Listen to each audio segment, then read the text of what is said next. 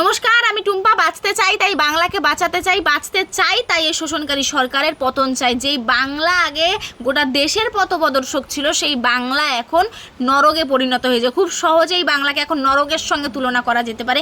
এই বাংলায় কি ভালো রয়েছে? কারা ভালো রয়েছে? যাদের গুন্ডাগিরি দাদাগিরি করে সংসার চলে, জিটি তুলে সংসার চলে, তারাই একমাত্র এই বাংলার বুকে ভালো রয়েছে।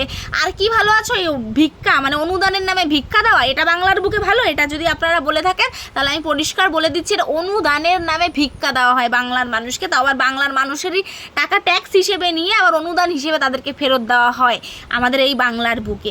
আমাদের বাংলার বুকে চাকরিজীবীরা ভালো নেই, আমাদের বাংলার বুকে ব্যবসাদাররা ভালো নেই, আমাদের বাংলার বুকে ছাত্রছাত্রীরা ভালো নেই, আমাদের বাংলার মুখে দিন মজুরেরা পর্যন্ত ভালো নেই। শুধুমাত্র ভালো রয়েছে কারা? যারা শোষণকারী, যারা স্বার্থপর, যারা গুন্ডা মস্তান দাদাগিরি করে দিন কাটায়, সংসার চলে, একমাত্র তারাই ভালো রয়েছে এই বাংলার বুকে।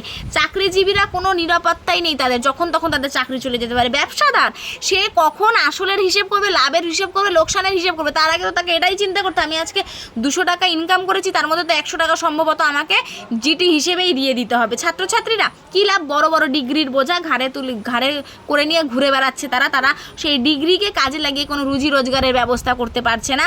ভালো ভালো ছাত্রছাত্রীরা স্কুল থেকে পাশ করে, এইচএস পাশ করে এখনও পর্যন্ত বসে রয়েছে। কোন কলেজে পড়বে তাও হয়তো ঠিক করে রেখেছে, অথচ কোনো কলেজে এখনও ভর্তি চালুই হয়নি। এই হচ্ছে বাংলার অবস্থা।